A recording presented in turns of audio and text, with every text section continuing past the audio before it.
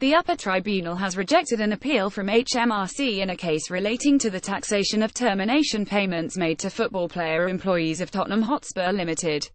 In 2016, the FirstTier Tribunal ruled that certain termination payments made to two players contracted to the football club, Palacios and Peter Crouch, were not taxable as earnings from their employment. The tribunal also found that the payments were not subject to national insurance contributions (NICs).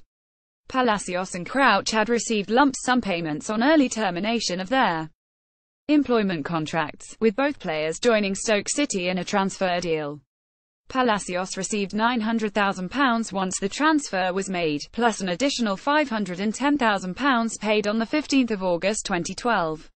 Crouch agreed a deal with Tottenham Hotspur under which he received a termination payment of £3 million in 3 equal instalments following the termination of his employment with the club on 31 August 2011. The Upper Tribunal said that the question was whether the payments were to be treated as general earnings from employment, or an emolument of the employment, or as payment received in connection with the termination of employment. The tribunal said that it was common ground that if the payments were from an employment, then the first £30,000 would be subject to tax, and the payment would be subject to NICs.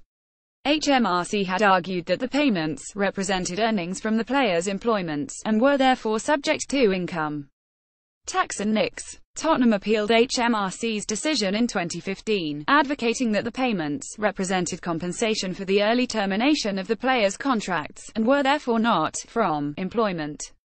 The Upper Tribunal upheld the decision of the FirstTier Tribunal. It said that there was a distinction between cases where the entire contract of employment is abrogated in exchange for the termination payment, and cases where the payment is made in pursuance of a pre-existing obligation to make such a payment arising under a contract of employment.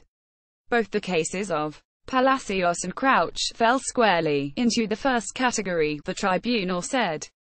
Last month, the High Court ruled in favour of Hmrc in a case involving Newcastle United and the legality of the Revenue Authority's seizure of documents during a raid of club premises in April this year.